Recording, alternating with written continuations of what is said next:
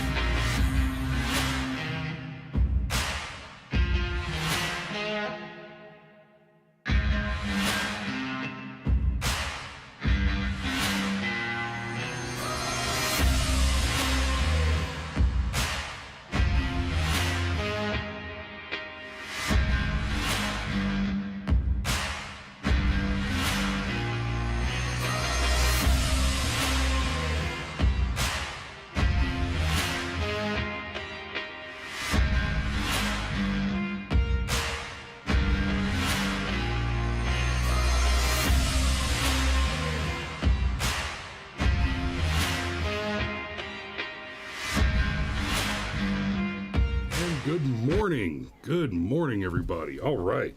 So, I see Brian Dawson drew first blood this morning. Good on you, brother. And I see Pitt Danny is pulling double time, triple time. I see Danny calling in from YouTube, Twitch, and Rumble. Excuse me, rock and roll. So, let's dig right into this article, and there's a lot to talk about here. This is a big deal. So, judge rules Donald Trump defrauded banks and insurers while building real estate empire.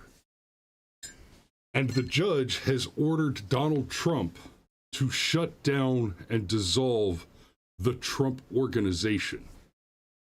So a judge ruled Tuesday that Donald Trump committed fraud for years while building the real estate empire that catapulted him to fame and the White House. And he ordered some of the former president's companies removed from his control and dissolved. That would be all of the companies, all of the Trump organization properties and companies in New York. Basically, he's basically saying leave New York.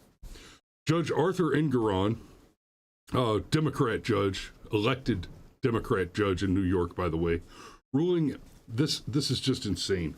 Ruling in a civil lawsuit, and this is key. This is absolutely key to this conversation. Brought by New York Attorney General Letitia James. Okay, remember, Letitia James ran for the Attorney General's position on the platform that she would destroy Donald Trump. That was her political promise. That was her platform. That was her campaign promise, that she would destroy Donald Trump.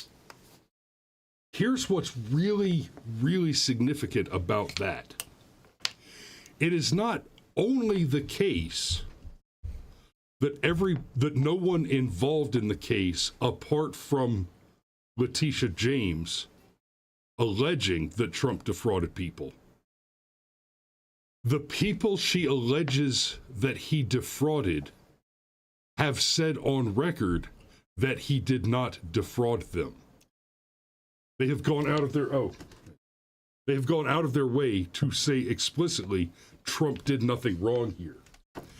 And that is, in fact, the reason, obviously, that this judge made this determination on summary judgment. So let me back up just a little bit and kind of lay out the very simple series of events that happened here. New York Attorney General Letitia James said, "It is my opinion, and I'm bringing a civil lawsuit to this effect, that Donald Trump defrauded a bunch of people." Then a bunch of people said, "No, he fucking didn't." And then the judge, Arthur Engoron, said, "Well, then clearly there's no need for a trial," bangs the gavel, and abolishes all American private property rights. And that may sound like a statement of hyperbole. By the way, morning. Morning. That may sound like a statement of hyperbole, but here's the thing. Rulings, judges' findings, establish precedents. And the left loves precedent. They absolutely love it. Because what is precedence but the writing of law? It is very difficult, intellectually and philosophically, and in fact practically in application, to draw that very thin razor's edge line between establishing precedents through court rulings, judges' findings, and just straight up legislating. We've talked about legislating from the bench on this show many, many times. The Obergefell finding is a good example, where judges, activist judges, say, "I want to make a political maneuver, and so instead of ruling on the case before me, like in the Obergefell case, as just the most staggering example in recent memory, instead of ruling on this case, I am going to write law and determine that the law says something different." The McMichaels is another great example. The judge simply said, "You are ordered," he told the jury, "you are ordered to disregard these specific sentences from the relevant law and rule as if these are not the law." This is a case where, God, it boggles the mind. It defies understanding that this judge basically looked at the evidence in the case, which the only evidence in the case is the testimony of the alleged victims, swearing, "We are not victims. In fact, we all enjoyed huge profits as a result of the various deals that we made with Donald Trump here." And the judge said, "Okay, clearly the evidence guarantees that this case is a loser. And so I'm just going to decide by fiat that there will be no trial. There will be no, it will not come in front of the bench. I will simply make my determination on summary judgment, because unless I rule without hearing evidence, then the case cannot be won." That's insane. That's a police officer asking you for your ID on the street, and you say, "Wait, what did I do? I didn't do anything wrong. I have a Fourth Amendment right." And so he pulls his gun and shoots you.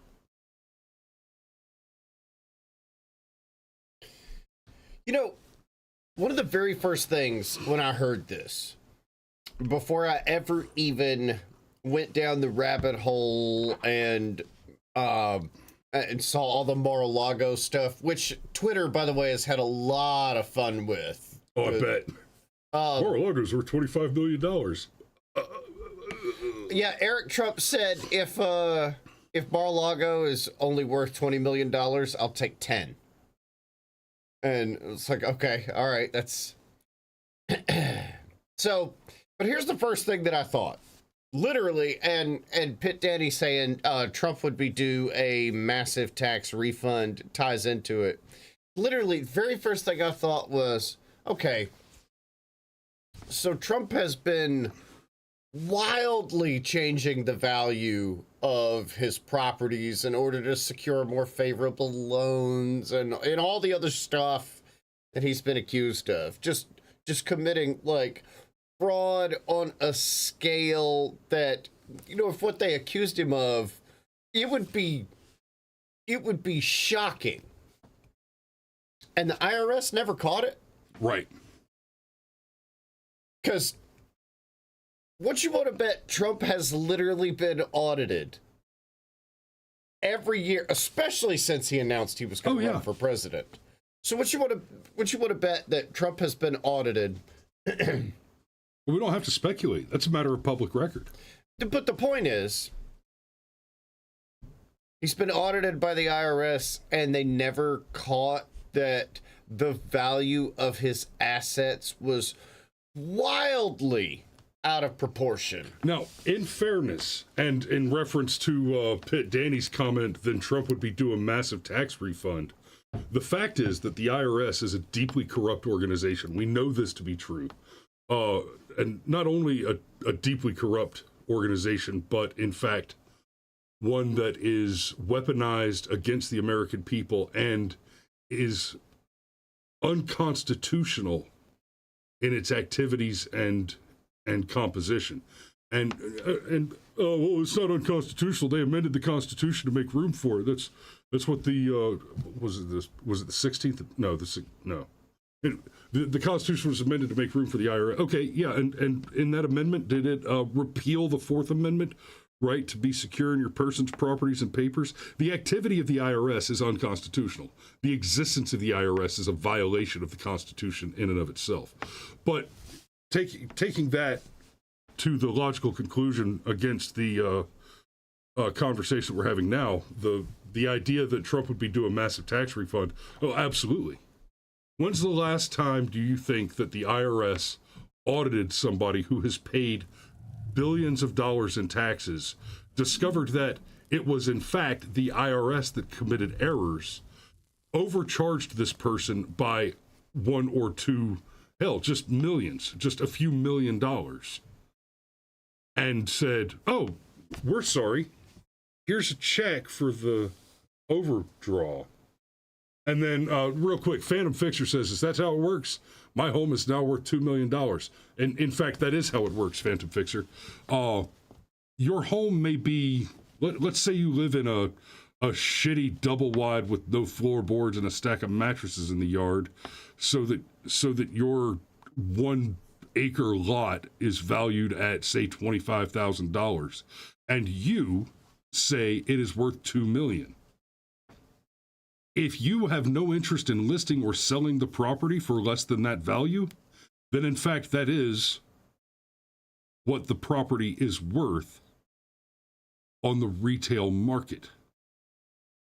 The tax assessor's valuation is an entirely distinct and separate figure. Now, it is a figure against which the sale value of the property is compared for the purpose of determination.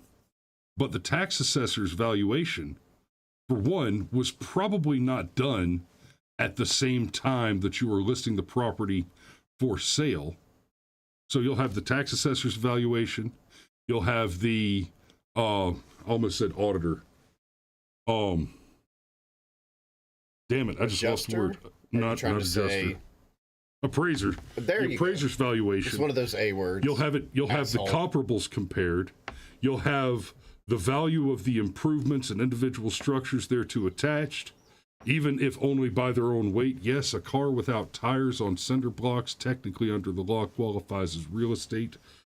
There is a large number of individual items that determine that valuation. And in the case of something like Mar-a-Lago, which we're clearly referencing, a large part of that valuation is the commercial property, the commercial value of the property, which references its potential revenue, its established revenue, and probable future earnings.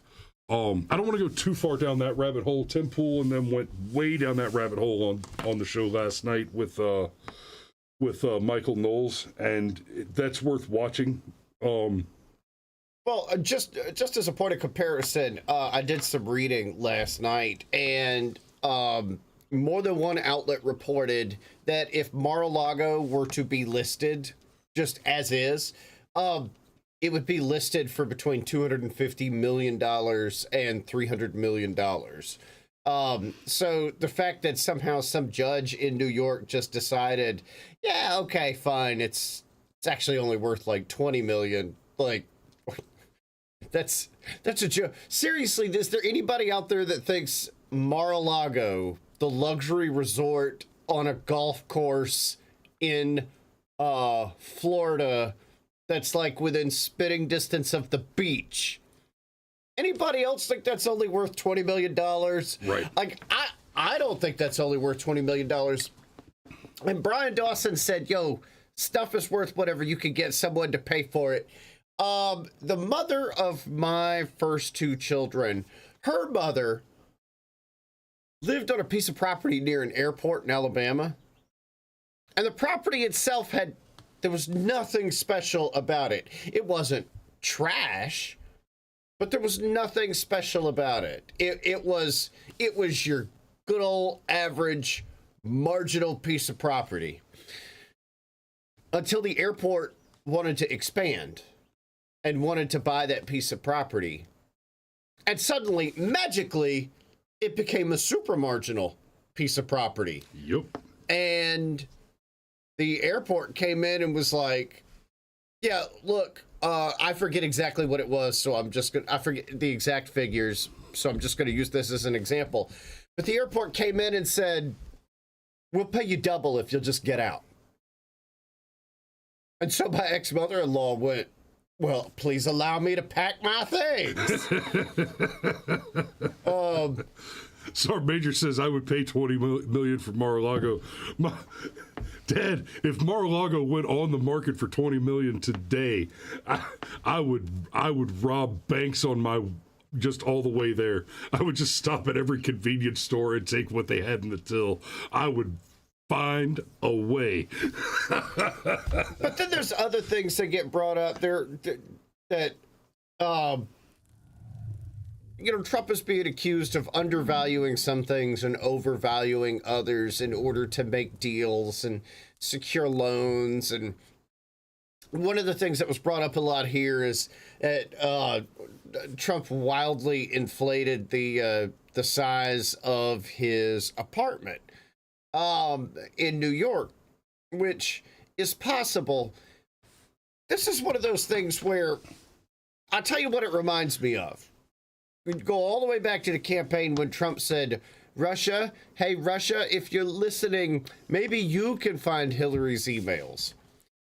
There were a lot of lefties that lost their shit immediately and said, Donald Trump is encouraging Russia to commit espionage against a presidential candidate. And it was like, wait, no. Donald Trump was making a joke. He's using dark sarcasm in order to make a point. He was trying to point out somebody had these emails. And once you understand that that's how Trump talks, I can totally see Trump going, oh, yeah, my 10,000 square foot apartment, it's like a 20,000 square foot apartment, right. A 30,000 square foot apartment, because that's how Trump operates. It's never alleged that he listed the apartment as being bigger than it was for the purpose of making the sale of it. The allegation is that he bragged about it being fucking big. Yes, and... Like, yo, sugar, hey, let me get you a drink. I've got an 80-foot cock. Nobody believes it. It's hyperbole, and it's something that Trump is famous for. And despite it being something that Trump is famous for, just bloviating hyperbole, it's not just something Trump is famous for. It's something that is, absolutely common practice.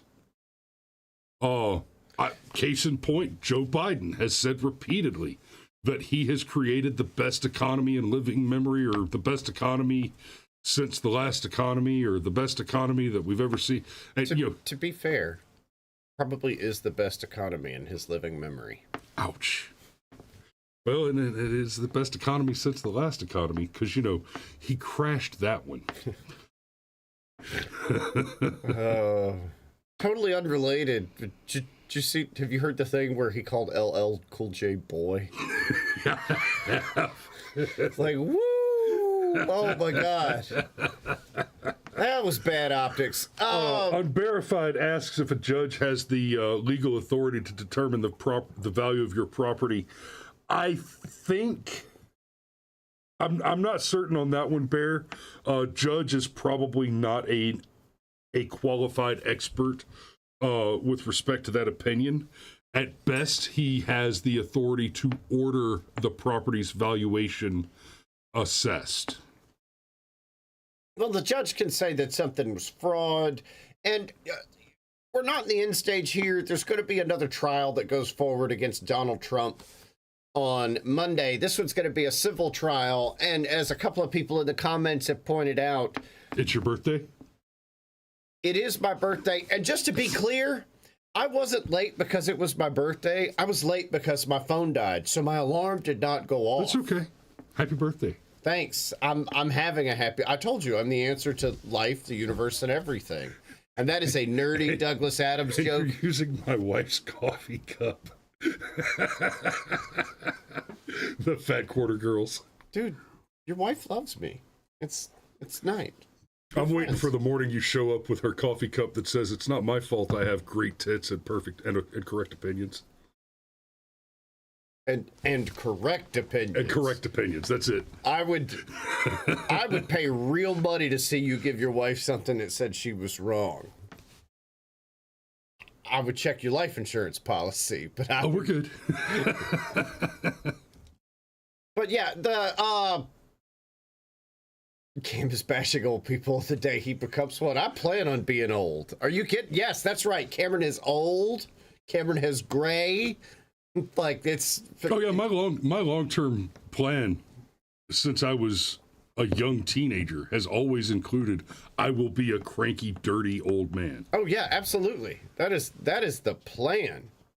It's like phone died. Yeah, no, because I use my phone as an alarm clock. It's actually what happened. I don't know what. We're good. Anyhow, but as other people have pointed out as well, this is how you do business. A thing is worth what you will pay for it. And anybody that's ever been in sales understands that there is a lot about the deals that people make with one another that is pure emotion. I spent several months selling cars once. And people would come in and they would be like, I don't want to hustle. I just want, you just give me a fair deal. I'll buy a car. And I was a shit car salesman when I listened to that advice. No, and I'm not even trying to be funny. Like, I had a hard time selling. But I kid you not, when I went into work with slick back hair, wearing a sport coat, just being all smiley and happy and like, oh, you want a cup of coffee and all that. I literally sold 2 cars that day. First day I did that. Because people would tell you, oh, I just want the fair deal and blah, blah, blah, blah, blah. But no. There's this whole emotional process that's in make deals. So the fact that Trump would come in and he would play the part of the bullshit artist, and we're all adults here. Trump is a bullshit artist. In fact, Trump is a bullshit grandmaster, right? Oh, yeah. And if you've never read the book on bullshit, guys, do yourselves a favor. But so anyhow, the thing is, this is what Trump does. This is how Trump operates. This is how many people operate.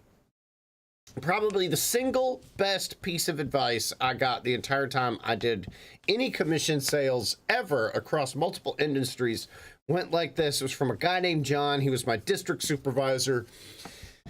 And he said, guys, come here. Can anybody tell me what the definition of a good deal is? Few people in the room took shots at it. He shot him down.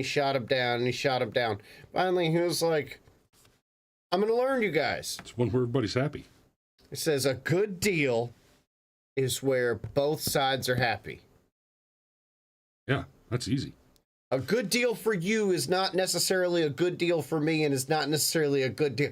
If it's a good deal for you to pay $100 for a $5 pen, then it is, in fact, a good deal for you to do that.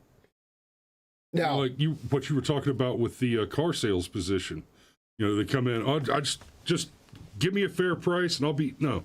So here's the problem with that. Part of the car sales game, and this is true for any business where you're negotiating a price, from a strictly psychological perspective, part of what makes the buyer confident in his purchasing decision is the dopamine rush that he gets from feeling like he's won something, right? If he doesn't ever have any room to talk you down, then he doesn't feel like he managed to get a little something extra. And Alex, what you're talking about with the property value fluctuation, the falsely inflated property values, you're right about that. But what you mentioned earlier, you know what everyone was doing in the lead up to the 2008 crash. That was a very different thing. But I don't think we have time to go into it right now. I'd love to talk about that some more later, though, because the difference is actually an important one. What we're talking about here is,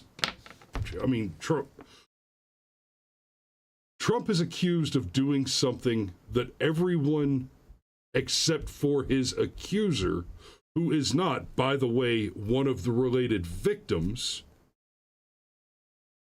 right? All of the alleged victims, none of whom are complainants in the case, say that Trump did nothing wrong, and in fact, they were all super happy with the deals they got.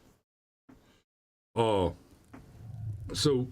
yeah, basically what we're looking at here is total government overreach and the fiat abolition of private property. If this judge is not disbarred and permanently, like, thou shalt no longer practice law in the world, then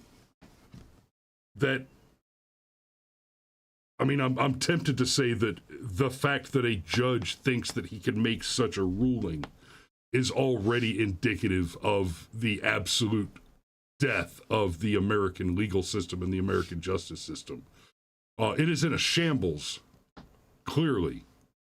I don't know today if there's any recovering from the absolute tragedy that has been perpetrated by the DNC against the American system of justice and the entire historic tradition of English common law.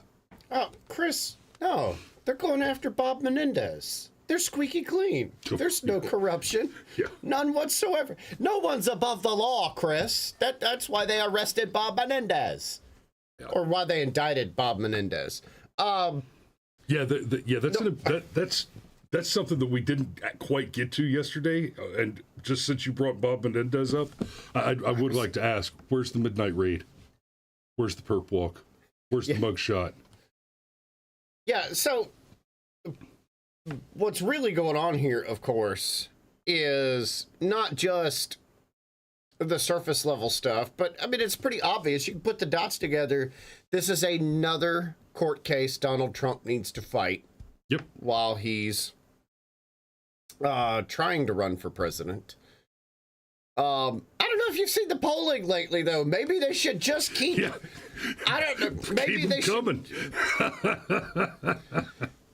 This one, and I said in our internal group chat yesterday, part of what bothers me about this is that appeals are for losers, and I was not incorrectly chastised for running the risk of making sweeping statements.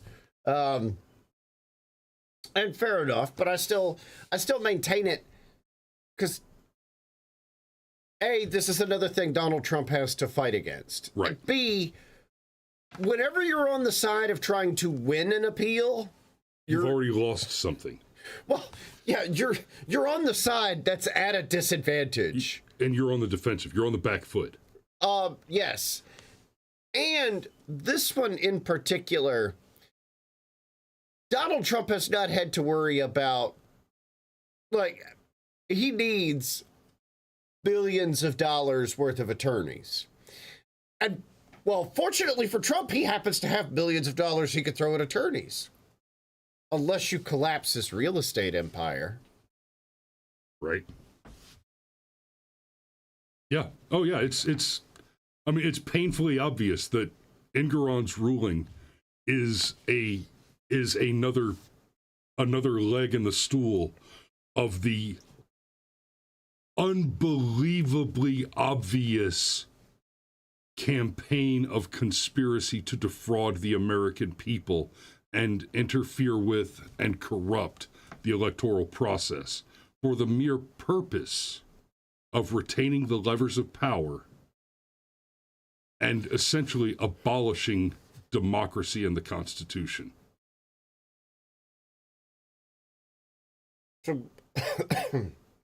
So I think what this really is, we talked about this before as all these different court cases began to pile up.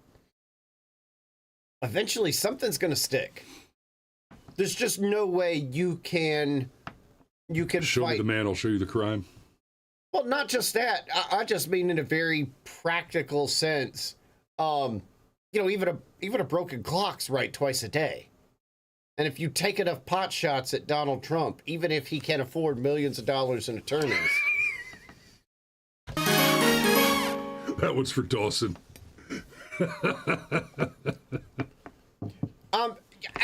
And I respect your, and this is one of the distinctions that's really important. Appeals are won all the time. The example that was used was the Second Amendment, and that's correct. The Second Amendment appeals are often successful. Yep. And the Second Amendment is going strong today, buddy. But appeals in general, especially when you're dealing with a individual who has been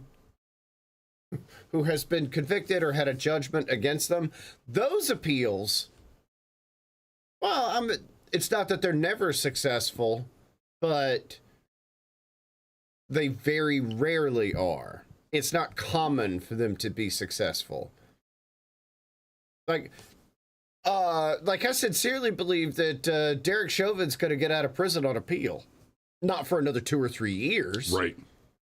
He doesn't get that 5 years of his life back. And that's another important piece of this conversation with the Trump thing too. This is basically the judiciary equivalent of you can beat the charges, but you can't beat the ride.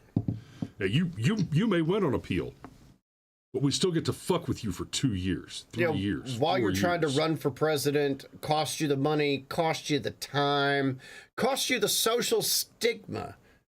Once you've been arrested and charged with a crime, there is a stigma that is attached to you, even if you beat all the charges.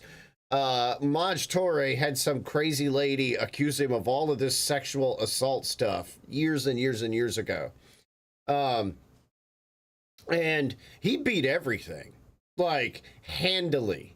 Yeah. Like, and yet people would still throw it up in his face and be like, oh, well, you're just a sexual abuser. And he's like, yeah, no, I'm not. But he couldn't get out from underneath it. And even apart from the allegation sticking with you, if an obviously unjust ruling by an obviously partisan and politically motivated judge ruins you financially, and then you win on the appeal, what are you going to do? Sue the judge for your losses? I mean, good luck, and you might even get something out of him, but he's not going to pay what he cost you, right? We talk about First Amendment auditors.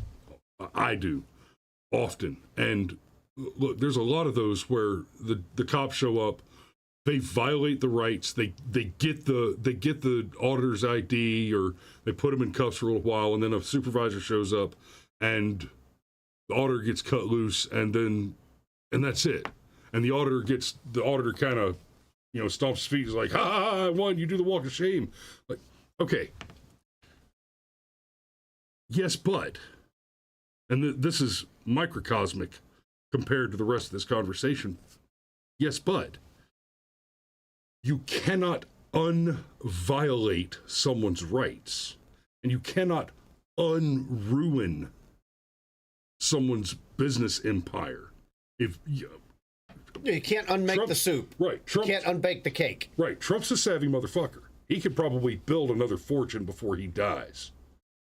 But that doesn't mean that the fortune that was taken from him by force, violence, and fraud, and by the way, just to be clear, Engoron, what you've done is judicial fraud. He can't unring that bell. So whatever it cost him to defend himself against this absolutely illegitimate attack, the other piece of this problem is there are no legitimate consequences on the horizon for the judge. And, if we were talking about anybody else engaged in what is clearly tantamount to direct assassination, the death penalty would be on the table. But I'll bet you my morning coffee tomorrow that this judge won't even be disbarred for what is clearly tyrannical overreach when he should be executed. Well, sure. On my birthday, let's just say a thing that could get us accused of threatening a judge. That's a birthday present. I didn't threaten a judge. I didn't say you. I didn't say you did. I said, say a thing that could get us accused of it. That would be fun. So, For happy you. birthday to Cameron. Thanks for watching. We love you, and we will see you tomorrow.